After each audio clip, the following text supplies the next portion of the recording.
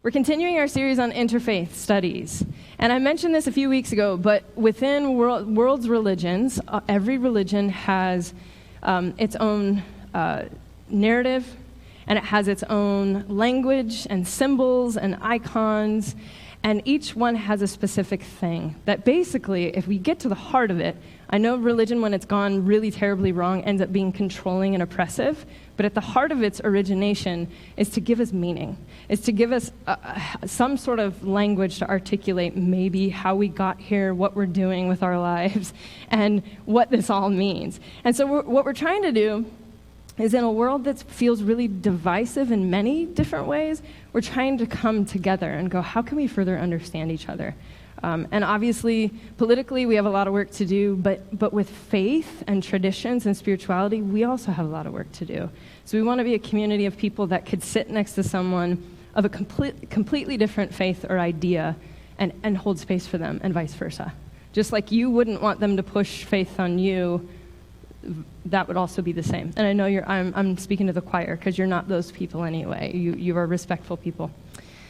But since we are talking about mysticism, which is a broad term, and I'll get into that in a little bit, I want to start with something different, because mysticism is more about having an experience.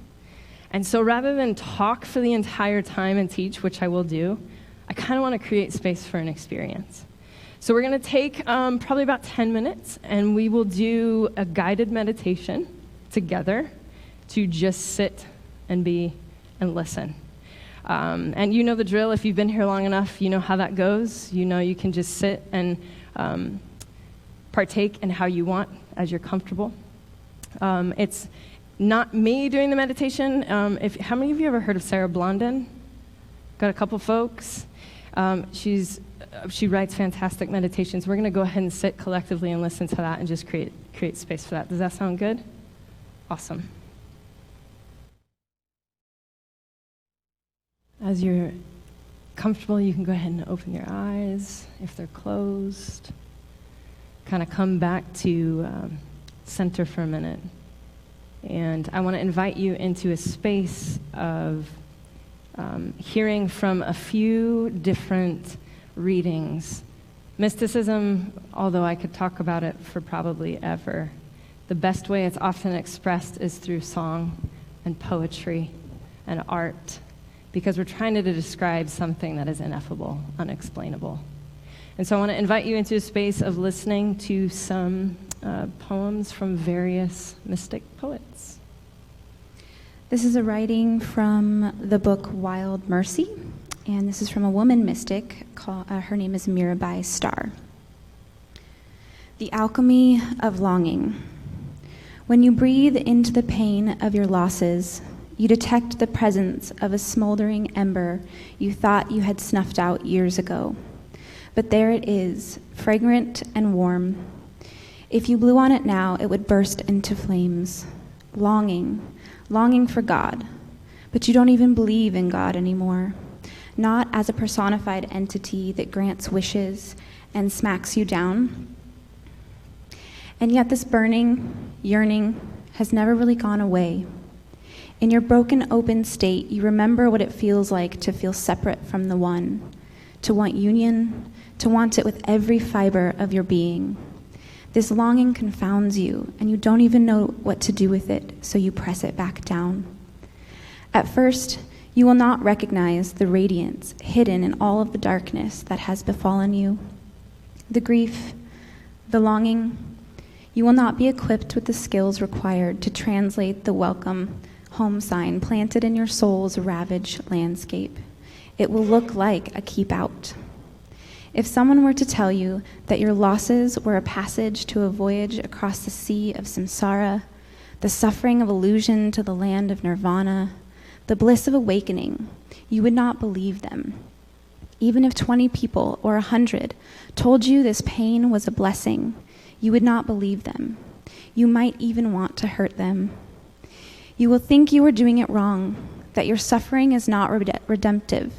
It is messy, it is awkward, it is unspiritual. Your discovering of the restorative root system underlying your ruining life will come later. In the inevitable springtime, when the small green shoots of compassion muscle their way up and out of the charred earth and begin to spread and bud and flower and propagate themselves. You will eat because you are hungry, and then you will feed the world because you will not be able to resist the impulse to share this bounty.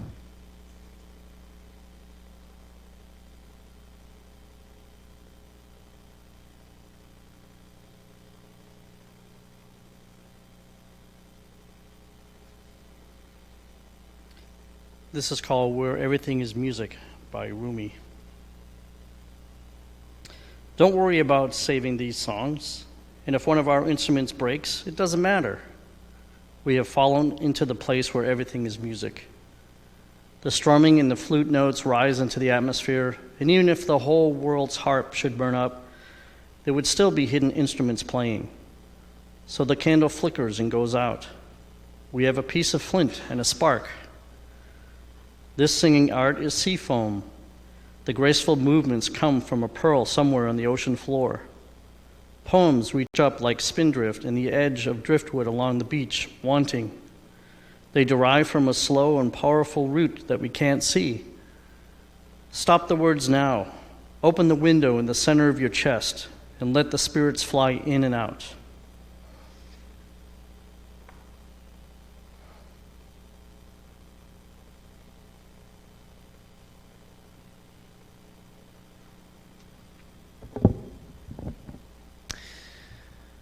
It's a passage from Hasidic Tales by Rabbi Levi Yitzchak of Berdichev. Where I wander, you. Where I wander, you. Only you. You again, you always. You, you, you. When I am happy, you. When I am sad, you.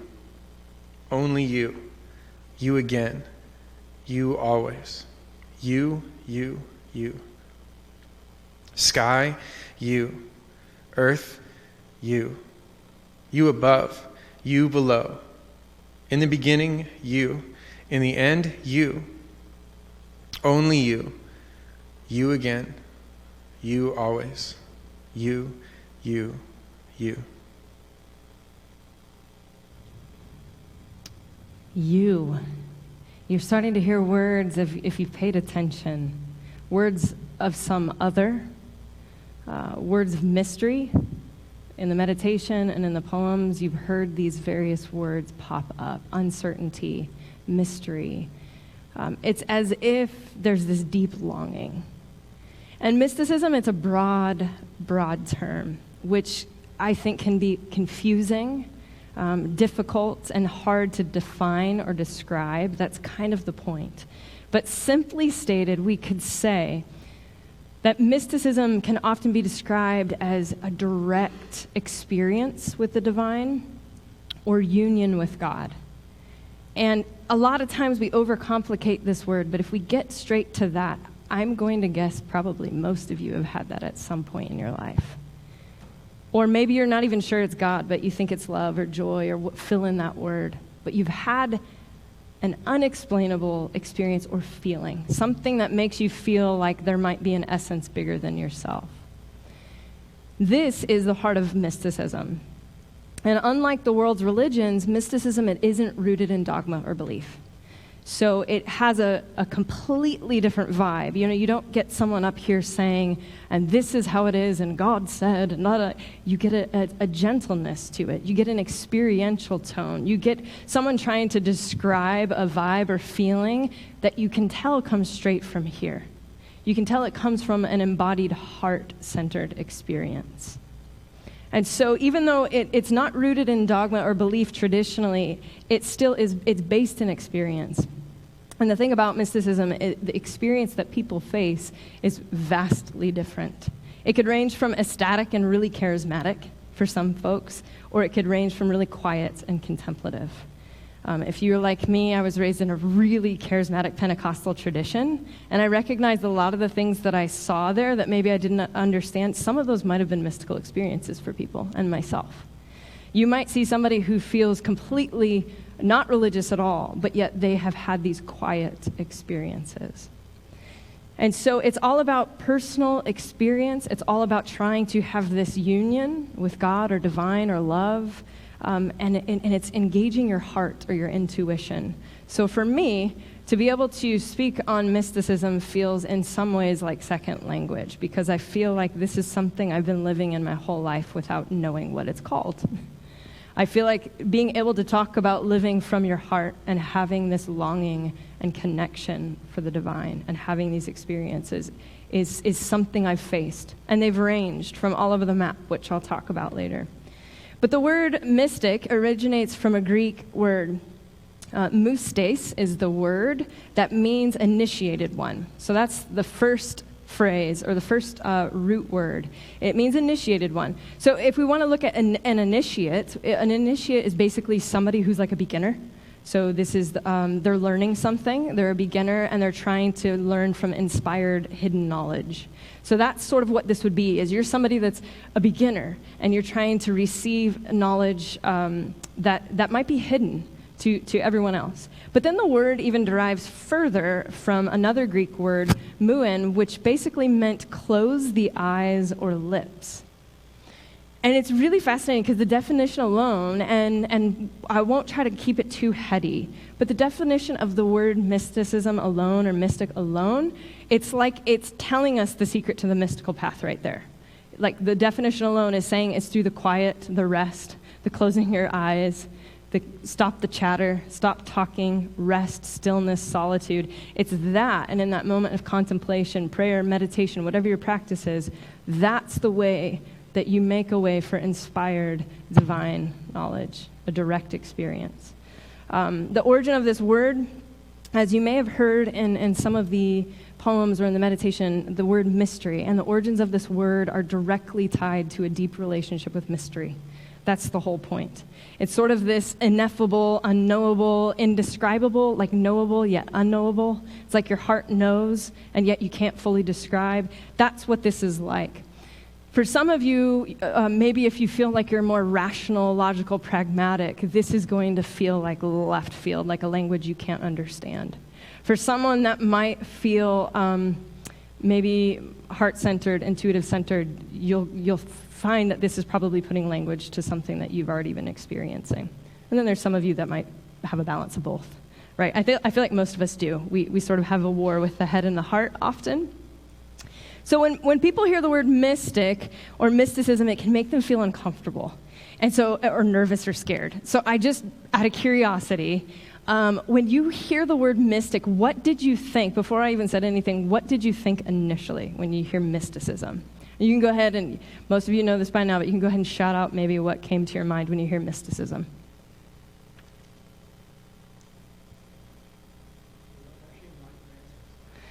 Ooh, I like that. A refreshing lack of answers. I like that you said a refreshing, because you could just say a lack of answers, which sounds like heavy and negative, and this is sort of that refreshing call to engage in that, so you don't need to know, and it's okay. Yeah, that's good.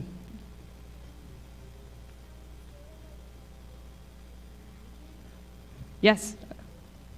Okay. You thought it sounded sort of like magic or fortune telling. Yep, we will dive into a little bit of that as well. Yeah. Yes.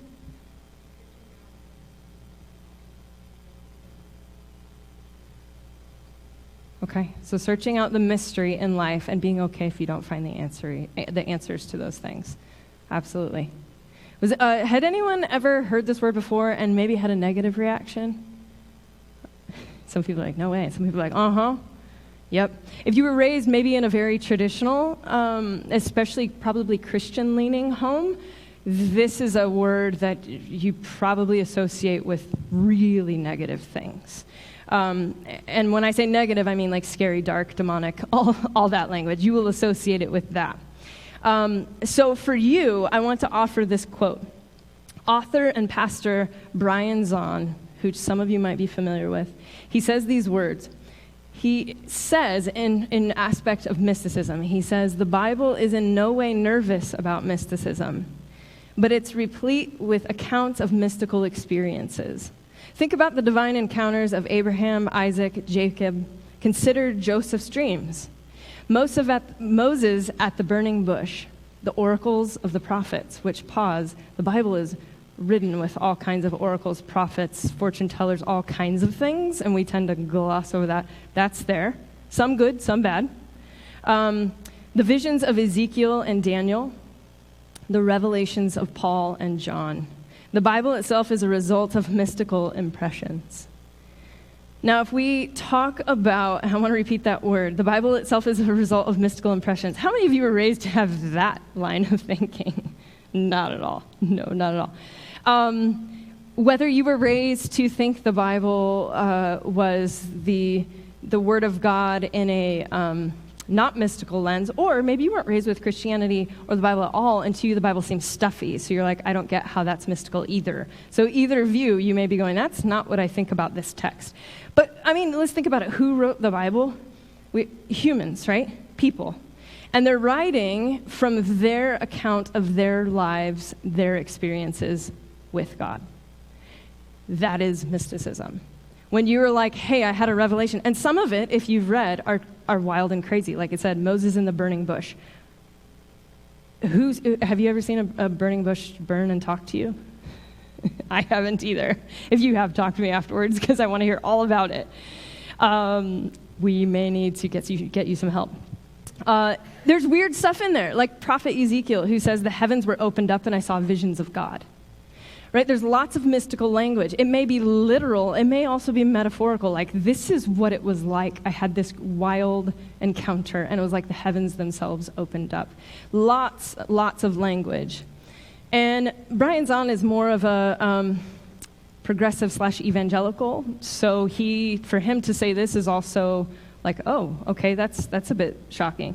But mysticism, I want to point out, it's not limited to any one spiritual practice, right? And it often gets a rap one way or the other. There's a lot of people reclaiming mysticism as Christian mysticism, which is very alive and well. But then there's some people that are saying it's only maybe the occult or this, that, and the other. Mysticism is much broader than that.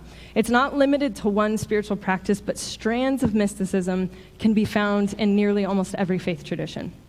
In fact, most spiritual practices derive from the world's, most mystical practices derive from the world's religions. So even though they might be a different practice altogether, they had roots there.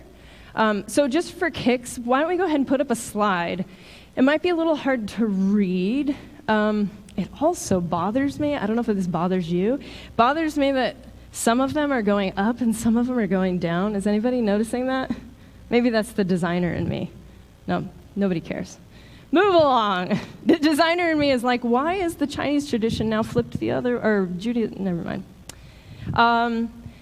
Anyway, so let's start with Hinduism. Let's go here first. So we have esoteric and exoteric, and just to put it in quick layman's terms, it's sort of like the external, you're looking external. The exoteric would be like looking externally, like scriptures, sacred texts, teachings. You're looking outside yourself. That's a quick, easy way to understand that. Esoteric would mean more like internal. That's just a real quick, basic way to kind of understand that. They're a little bit different practices. So one would be seeking more internally for internal wisdom, the more for external. Just a quick caveat, in case tonight feels like it's saying one is better than the other, that's not the point at all. Not the point at all. I think that probably most people, a good balance of both could be fascinating. It's just more or less to highlight the differences here. So Hinduism, let's start with that. Hinduism by itself is actually, we talked about this weeks ago, it's the oldest religion in the world. It's in and of itself, it's deeply rooted in mysticism. It's kind of already pretty mystical. It has a lot of traditions and practices within it that are that way. How many of you do yoga? Got some yogis. How many of you have ever said the word namaste or have heard the word namaste? Congratulations, you've practiced Hinduism. Chakras, anybody? Maybe aligned chakras, hear of chakras, balanced chakras, know anything about that? All of that is rooted in more of like mystical Hinduism. All of it. Yoga is more of a mystical practice to open up your body so that it's not just an exercise, but it's actually also opening up your body to engage maybe with spirit in ways that you couldn't if you were just sitting here. So some of you might be shocked to hear that for the first time and may quit your yoga practice, but please don't, because it's actually really helpful. These are ancient mystical practices. So that's already sort of this lens. Then next, let's go to Buddhism, which, as you see in the chart, Buddhism, when you get up to this more mystical lens, it switches from Buddhism to almost more like a Zen Buddhism, or what's also called Chan Buddhism. And both use more like this deep contemplation to seek enlightenment. Buddhism in general it is, but Buddhism can sometimes be pretty practical. The more mystical you get, the more you're maybe seeking that transcendental meditation, deep enlightenment, deep encounter. Then the Chinese tradition, I looked this up because this was sort of a little vague because there's a lot there. That could be Confucianism, that could be Taoism, that could be a lot of things. But again, you can find Chinese mysticism, which is deeply found in a lot of places, and in some practices of Taoism, which can be more body-based, but also can be, if you've ever read the Tao Te Ching or have heard of it, there's some writings in the Tao Te Ching that are deeply mystical. You read this and you think, yeah, this sounds like a poet, and you could compare it to almost all the poets we've read here. Judaism. The mystical version of Judaism would be the Kabbalah. So if you've ever heard of Kabbalah, that's more the mystical expression of that. So I don't know if you ever remember Madonna practiced Kabbalah. She wore the little red bracelet. That was her practice with this. And the word Kabbalah itself means receiving. So it is, even in the name itself, its nature is focused on opening itself up to receive divine wisdom.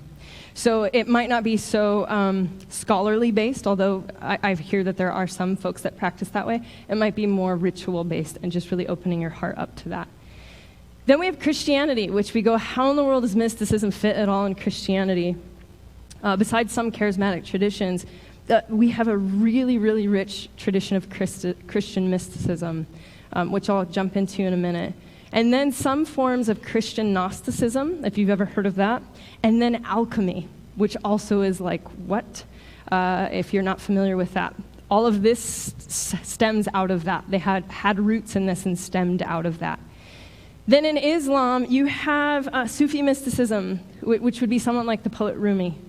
So he would merge out of that. He would have had roots in Islam and be probably a devout Muslim, but then had these different feelings and awakenings. And he often refers to God as like the beloved. And it's more like this love poetry that, if you're familiar with the Bible, might sound more like Song of Solomon, Song of Songs. It has that type of vibe to it. So just a quick overview. As you can see from the diagram, when you're down maybe in the more external practices, just pay attention and notice how further apart they get from each other. And so this is what can happen when you get really, there's nothing wrong with having a practice, and there's nothing wrong with having a set of doctrine and beliefs. But the more certain you are about them, and the more rigid you become, and the more fixed you become, it's a lot harder than to actually have a conversation with your neighbor who is a different faith. So if you are devout Muslim and you're dead set on this is the right way, you may have a hard time talking to a Christian. If you're a Christian and you're dead set Jesus is the only way and you have no room for anyone else, you may have a really hard time talking to someone of the Jewish tradition who says, no, Jesus is not the Messiah. When it's really rooted in that certainty, it's a lot harder to have those engaging conversations. As you sort of open up a little, let's say, either become more open to dialogue, you start to be able to have some of these interfaith conversations easier. And then if you were someone that was more mystic, I guarantee you could put, which has been done before, if you were to put all these different mystics from different faith traditions who are rooted in these faith traditions and you put them in a room, they would actually all probably look almost exactly alike. Different, maybe some different verbiage here and there, but you could put their texts and their poems back to back and they all sound like they're talking about the exact same thing. So there's something really interesting to note there. Now, with that, the thing is, I think why they start to all sound a little similar and feel a little similar is they're not getting trapped up in their language about maybe what they believe, right? Which is where we tend to butt up against each other. Well, I believe this. I don't believe that. I think you're right. I think you're wrong. Instead, they start using language about, well, this is what I've experienced. This is what I've experienced. This is what I've come to know true for myself. And then they start to go, oh, me too. Oh, maybe me too. So they're all looking for that same desire for union with divine mystery. So for Christian mysticism, in case you are familiar with that or not and are curious, like, how does this fit in? I want to introduce to you a couple Christian mystics, and we'll lightly go over that for you. The first one, her name is Teresa of Avila. And if you haven't heard of her, she is a mystic and an author who wrote a book called The Interior Castle. What's really interesting is the book that my wife read out of, that first poem. This woman who wrote this book, it's called Wild Mercy by Mirabai Starr. The interesting thing to connect is she translated Teresa's book. So the book that you read and you find in English, she is the translator because it was written in Spanish. So it's really fascinating that there's a connection there between the work. But Teresa wrote this book called The Interior Castle. She describes how we have literally what she would feel like described as an interior castle. You have this internal mansion within you. That's the metaphor she's using, right? So she's trying to describe your inner life, your soul, your heart, your spirit. She describes it as a mansion that has sort of like this swirling staircase, and there's 7 layers to it. Ironically enough, I don't think she's aware of this teaching at all, but she was given what she claims, she was given this revelation by God to write this entire book. And she was given this revelation. She writes this book. These 7 layers, people have studied, line up with the chakras of Hinduism, which is really fascinating because she's Catholic. So it's sort of like this, what's happening here? So she gets this vision from God to write this book. She writes this book, and then she's often called a heretic because she's saying things that maybe aren't falling in line with a lot of the Spanish Inquisition at that time. They wanted a certain lineup. And she decided to go ahead and write and share of her experiences, which were often questioned by others. But how do you prove your experience, right? Especially if it's something that's internal. How do you prove that? You can't. And often I've described, or I've thought, and my wife brought that to my mind tonight, I wanted people to share their experiences. I thought it could be beautiful. And she really reminded me, but doesn't talking about it cheapen that? And I thought, in many ways it can, because that's the whole point of this, is you're trying to describe something, and it's like, well, that's falling short. It was like this. Then we have John of the Cross. Now, John of the Cross, he was a Spanish friar who was a follower of Teresa of Avila. Now, later, this would lead to his incarceration. And ironically, it's during this time period where he has these deeply profound experiences with the divine. And he finds himself, which reminds me of Paul in the Bible, if you're familiar with this, that he finds himself writing about this immense freedom that he's finding while he's imprisoned. So it's this incredible paradox that here he seeks freedom his whole life, and the place he finds freedom is in imprisonment. And why? Because all the things that he probably had were stripped away from him, and the only thing that's left is him, his internal self, and God, and that's it. And so he wrote famous literary pieces like Dark Night of the Soul and The Cloud of Unknowing. And so some of those you may not have read, but you go, hey, that sounds a little familiar. And so he's someone that really knew what that was like, going through this season of sort of being lonely and crushed and going inward and finding that sacred. Then we have Julian of Norwich, who was an English mystic and theologian who suddenly suffered a serious illness. Now, hers Her experience is probably a lot more charismatic than some of these other ones. She suffered a serious illness, and within 3 days she became fatal, and she was told she was basically going to die. So a priest comes to visit her, and he shows her a crucifix. And instantly, when she sees that crucifix, her health is restored. She's, according to the legend, healed. And then she says that God gave her 17 visions, which she wrote down in a book called Revelations of Divine Love. All of the revelations are pointing to the simple truth that God is love. So you can see the vast difference. You have someone who's sort of in incarceration, honestly, just dealing with that loneliness and going inward, and it's quiet. And then you have someone like Julian of Norwich who has this dramatic experience, which we all like to go, did that really happen? Was that real? Because that's our logical mind. We're like, that. I've never seen that. That's strange. And then at this time, during this time, there was a huge outpouring of mystics. In particular, we saw a lot of outpouring of Christian mysticism. Because in the Middle Ages, there was a movement of mysticism that was largely led by females, which I thought was fascinating. I went, why? What was the role here? Until the 14th century, a house of worship, or maybe even in particular like a convent, where you could go to become a nun, or a religious institution, that was really the only place where a woman could find a library. That was the only place that a woman could have access to scholarship and have the opportunity to read and write. So here are these women who are coming to these sacred spaces, and the only knowledge, if you will, the only education, if you will, that they're having are these sacred texts. And they're diving into it, and they're learning it. Now, they're coming at it from a different approach because men in these religious communities had a more intellectual mindset. These women weren't probably used to that intellectual mindset because they didn't have access to it. They're coming at it from the heart. They're coming at it from probably, and for this illustration, I'll gender it. This doesn't have to stay true to gender, but for this, they're coming at it from maybe more that divine feminine, right? So they're accessing a different kind of spirituality that maybe they hadn't seen before. Maybe it was largely stuck in the head. And I think that I say this often, that I think holistic spirituality looks like both. It looks like head, heart, and body. It looks like all of it, union with that.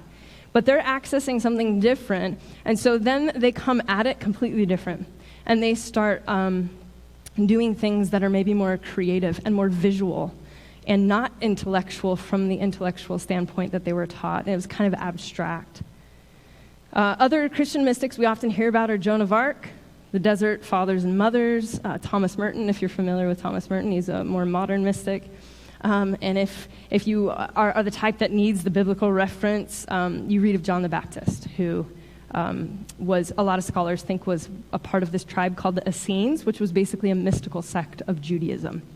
So you have all these random stories of different people, all kinds of religious traditions. Outside of Christianity, we have people like Rumi, who's one of my favorite poets. And sometimes his stuff is really hard to understand, and other times it just gets you right here, and you go, yes, I so understand what you're saying. He's a 13th century Persian poet. You have Mirabai, who's a 16th century female Hindu poet. George Gurdjieff, who, if you've ever heard that name, really focused on Enneagram work. So if you know what the Enneagram is, he was a mystic that really honed in on that. Khalil Gibran, if you're familiar maybe with some of his work. You see that this type of person is probably off the beaten path.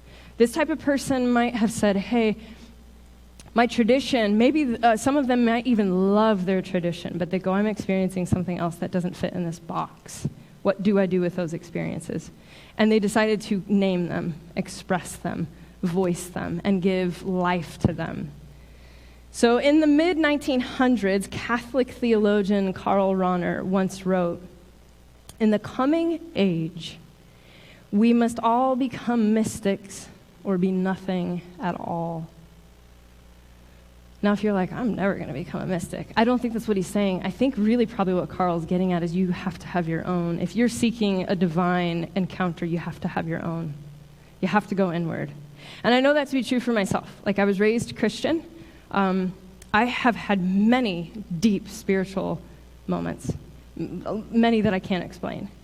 But I will say that it's not until I kind of cut the coat strings off my parents' faith and dove into my own, that then I started to have my own revelation of who maybe God or Spirit was to me. And I think that's the urge, is the urge that Carl is talking about here, sort of moving away from religion just to do religion, and moving towards a space that would ask us to encounter our heart, encounter with a hungry heart, or a heart that's seeking or desiring. And I think Carl's words couldn't be more timely, because honestly, in a digital age, we're really distracted, really disconnected. And the path, even though it's hard for most of us, the path of stillness and inner knowing can be deeply transformative. Now, when I say that, please don't think I'm saying, hey, you must meditate an hour every day. Hey, I want you to now become a monk. I now want you to go live in a convent. That's not what I'm talking about. I actually think it's more the daily mindfulness. I think it's actually more knowing that if you are seeking, that great mystery is around you at all times in everything. And sometimes I use abstract language when it comes to the name of God, because I know to all of you, you might call that something else.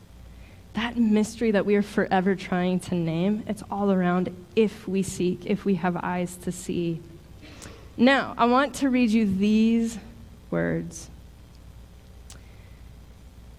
which are hard to hear if you come from a really maybe conservative Christian perspective. These words written by a man named Mark Galli, who's an author. He says, a major motive for being a Christian and participating in its rituals and disciplines is about to collapse. This is going to make a lot of Christians panic, but I believe the recent development will be all to the good.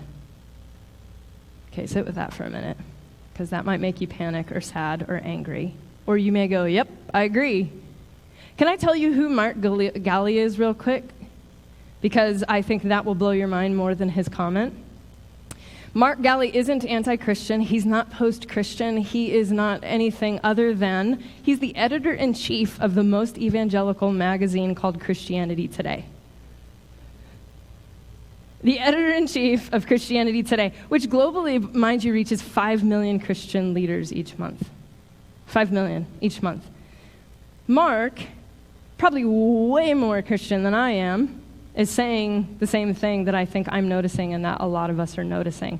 It doesn't take a rocket scientist to see there's a culture shift with Christianity. We're seeing it in LGBTQ rights. I think some of that was their racial tension. We're seeing it in how we evaluate biblical texts and scriptures. We're seeing it play out in so many ways. Now, I've seen some people just bury their heads and just sort of do the same thing. Or we can open up to maybe what might be a new way of being. I could get super charismatic and say maybe we could open to a new spirit that God is doing. And Mark Galli and Karl Rahner, I think both of their statements are deeply prophetic, if I could use that phrase. I think they're deeply prophetic because I do think we are seeing firsthand the culture shift of Christianity. I think I say this often, but I think it's naive of us to assume that Christianity will remain the same. It's never remained the same. It's not the same as it was with my parents. I have a different type than they did. They have a different type than their parents. 500 years ago, there was a Reformation. 1,000 years ago, 2,000 years ago. It's constantly changing. There's a shift. And so with that shift, because I think when we're talking about mysticism, we ought to open it up to all mysticism. Which this is where things start to get a little uncomfortable for people. In addition to spiritual but not religious group, pagan, Wiccan, and New Age practices are also skyrocketing. Skyrocketing as young millennials are rapidly turning away from Christianity that they once knew or an other faith tradition that they had, which they grew up with. So it's almost, we used to see a lot of the spiritual religious, the group that we call the nuns, N-O-N-E-S, the nuns. I don't really belong to anything. I'm just sort of spiritual. Tons of those folks in the world, always have been. We're seeing that rise, but we're seeing a lot of people rising out of Christianity going, I still have a desire and a connection, to have a connection and union. I'm not finding it here anymore. And so we're seeing the return to super ancient practices like paganism. We're seeing witchcraft pop up. We're seeing New Age practices, crystals, all those chakras, Hinduism. We're seeing a lot of these things pop up. And I think that it's easy for someone that's been raised in some of you will go, yeah, that's where I live. I feel super comfortable in this. And some of you may feel something butt up against you. Whenever you feel that, take note, what is that? What is that feeling? Are you scared?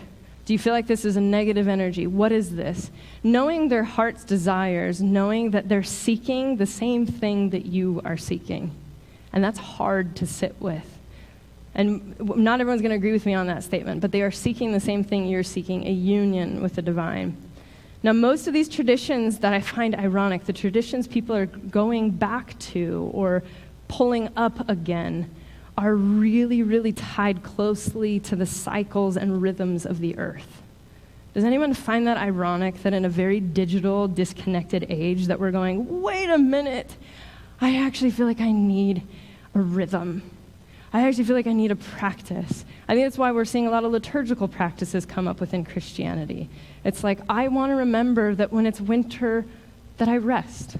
I want to remember that. And that's what a lot of these practices teach you, that at this time of season, I rest.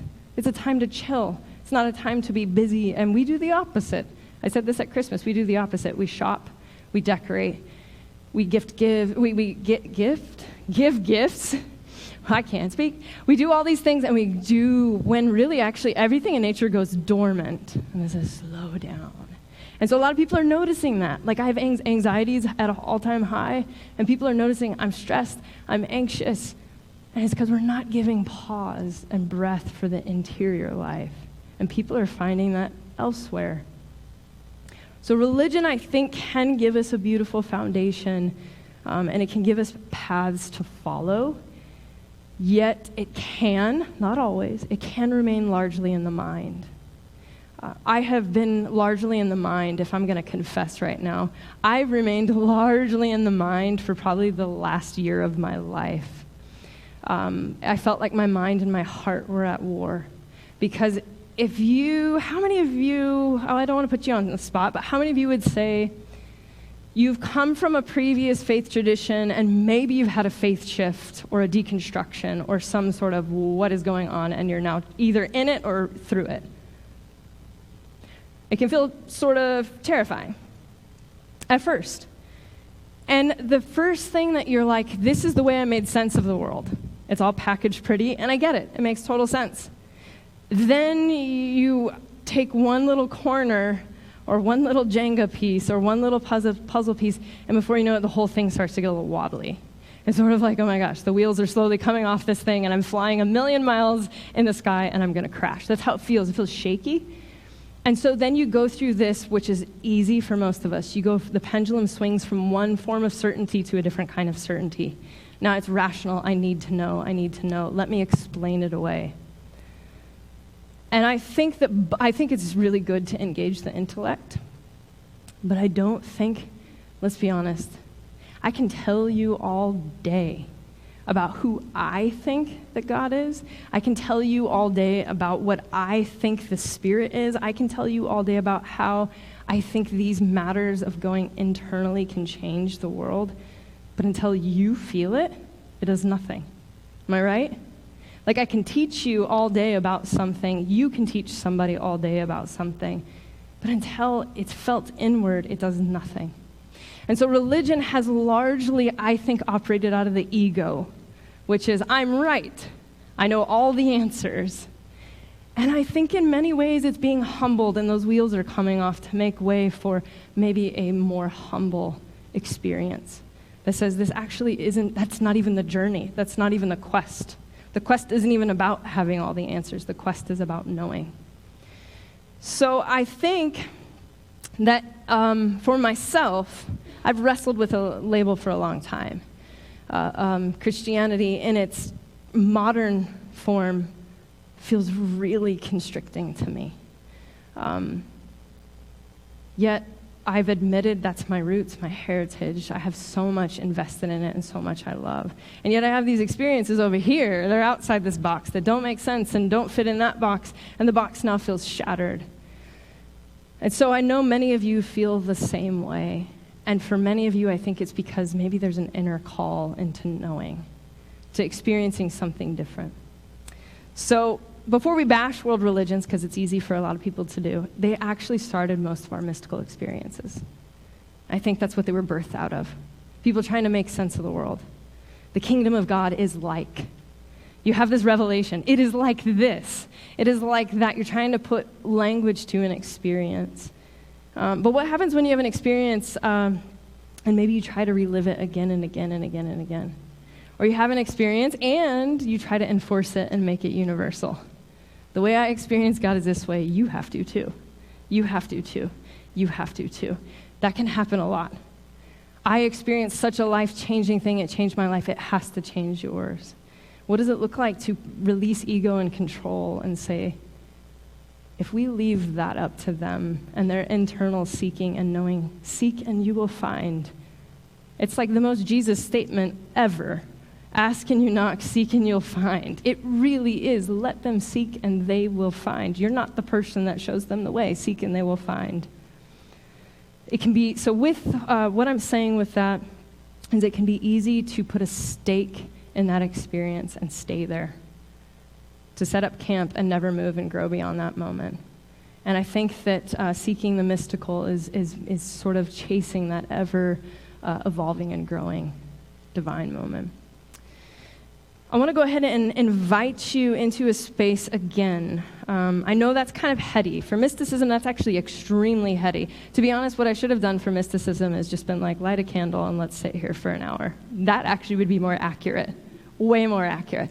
But I realize there's a lot of people, which we've talked about, a lot of people straight away said, I don't even know what mysticism is. I've never heard of this word, or I have, but it means this, that, and the other. So I hope that helps dispel maybe some myths, maybe confirm some myths, whatever it was that you're seeking, but I want to leave room now for silence. And so I want to sort of have you take a space as you're comfortable, take a space where you can go inward and actually reflect and honestly ask yourself these questions. That for you, have you ever had a mystical experience? And so we'll start with, maybe it was a crazy experience. Maybe it was something you couldn't explain. You genuinely can't put it into words. You had this thing happen. You had this moment happen. You feel like you were given the right words at the right time. Maybe there was some crazy miraculous thing. Maybe you'd say, yes, that's me. Or maybe you would say something else and say, I've never had that. But maybe you've had the quiet and subtle moments that somehow deeply touched your soul. And so I want to invite you into a space where you can go ahead and close your eyes if you would like.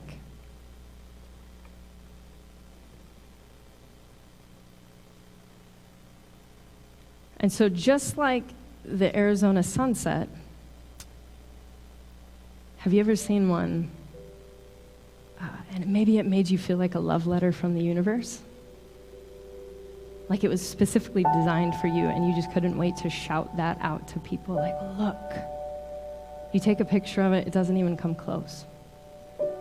You try to define it or describe it to someone else, it falls short. Maybe you've taken a walk through the woods and you feel awestruck by the beauty of the trees, the vastness of the sky, the smell of the sap beneath your feet as you walk, the pine cones, the rustling of the leaves. You have this deep, innate sense of connection. Maybe you've read a poem, you heard a song, or a sacred text, and in many ways, it was like someone was speaking straight to your heart. So maybe it wasn't that crazy vision that you got. Maybe you didn't get a book that you felt like we were supposed to narrate from God. But maybe it was the sunset, the stars. Many of us get stuck in our minds and we ask, is this real? And logic takes over and hijacks the entire experience. I've done it 1,000 times. And I'm about to use a reference that may make some of you laugh, but it honestly reminds me of Harry Potter. Towards the end of the book Deathly Hallows, there's a scene where Harry has what's like an out-of-body experience. He finds himself in a dreamlike state. There's a mist. There's a glowiness about the air. I imagine if you were there, things would smell just so or feel just so. And he's trying to make sense of the life he's lived and what he's experiencing in that moment. He turns to Professor Dumbledore and he says, "Tell me one last thing. Is this real? Or has this all just been happening inside of my head?" And Dumbledore replies, "Of course it's happening inside of your head, Harry, but why on earth should that mean it is not real?" The same can be said of many of our mystical and supernatural experiences. We have a powerful and moving moment with the divine that quickly becomes hijacked by logic. And we try again and again to explain it. We try again and again to rationalize it. I have had many, many, many of those moments. But what if we just let them be? So I want to ask you a question and leave space for you to answer it to yourself.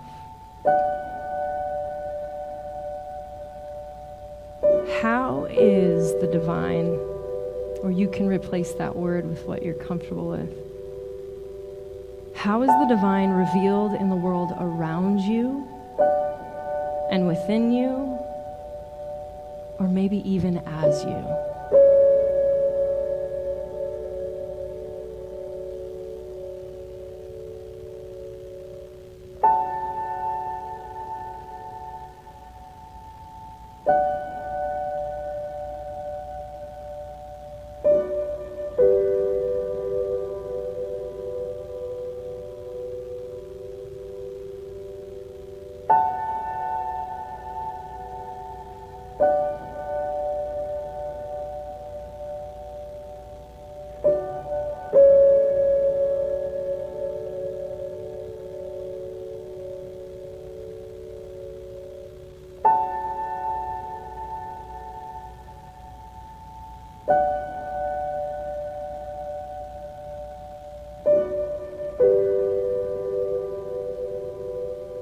In this moment,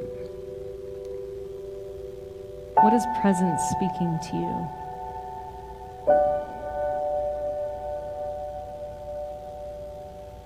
If you're uncomfortable with God language, what do you feel like your heart is speaking to you? What is it saying? Let's take a moment to tune in and listen to that.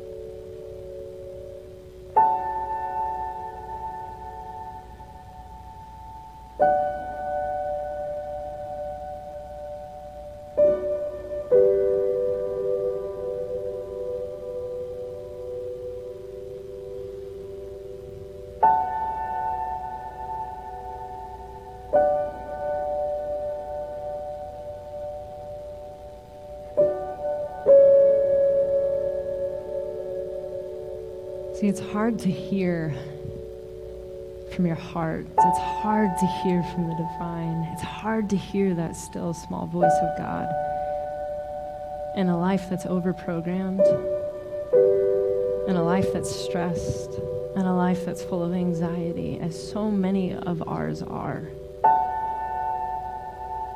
It's in that stillness, solitude, quiet that we can hear. And so I want to ask you, knowing that it's in these moments of stillness, in what ways can you create space in your own life to listen to the voice of mystery?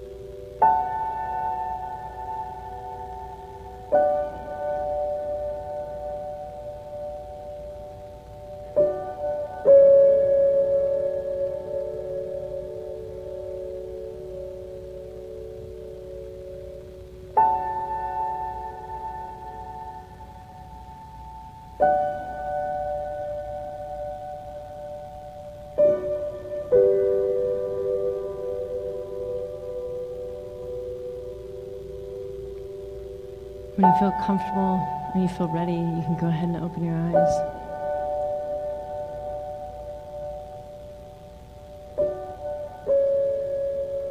Probably drawing an awareness to what you've been thinking, what you've been feeling, which could be a lot of range of things. It could be tired, it could be frustrated, it could be bored, it could be disagreement, agreement, joy, sadness. You're hungry. That's okay. Taking stock of that. You can't feel that or know that if you don't create space for it. And so while this was a little bit of a different flow, I hope that in this space you feel like you were able to tune into something deeper to you that maybe you haven't in a minute. And One Church, or those that are guests of One Church, it's my heart and desire that we become people that seek for this knowing.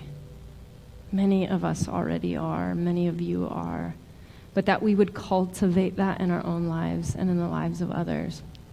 And that gives us permission to not know it all. That gives us permission to say we might not even know what we believe sometimes. That's okay. What are you experiencing? I want to know about that. So may you this week create space to tune in. May you this week create space to get in touch, to feel. It's a different kind of knowing. May you be safe.